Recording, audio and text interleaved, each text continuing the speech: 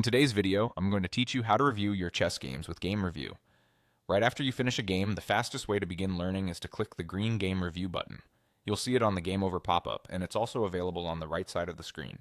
If you're coming back later, open your game archive and pick any completed game you'd like to analyze. Both paths lead to the same review tools, so use whichever is most convenient for you. Once you're in, start with the evaluation graph. This shows who had the advantage move by move. Think of it as a timeline of momentum. Gradual waves are normal. Sharp drops, on the other hand, usually point to a major error. Scan the graph for those steep cliffs, then jump to those moments in the game. That's where you'll learn the most. It's also helpful to notice patterns across opening, middle game, and end game. If dips keep appearing early, you may need to revisit your opening choices. If they cluster late, it could be a matter of technique under time pressure.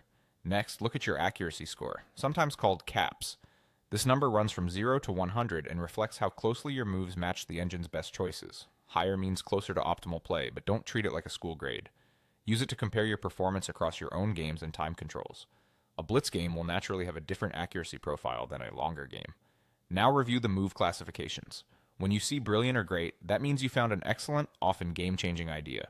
Best or excellent signals that you matched the engine's top line or came very close. Inaccuracy, mistake, and blunder indicate moves that worsened your position, with blunders being the most severe. Prioritize understanding blunders first, then mistakes, and only then polish the smaller inaccuracies. Ask yourself what you missed tactically or strategically, and whether there was a simpler, safer alternative. Finally, read the coach comments. These AI insights explain why a move worked or failed in plain language, often with an illustrative line or idea. Don't just copy the engine's move, absorb the reasoning. If the comment mentions a tactic, visualize the key squares and threats. If it's strategic, identify the long-term plan, like improving piece activity or controlling a critical file. Put it all together.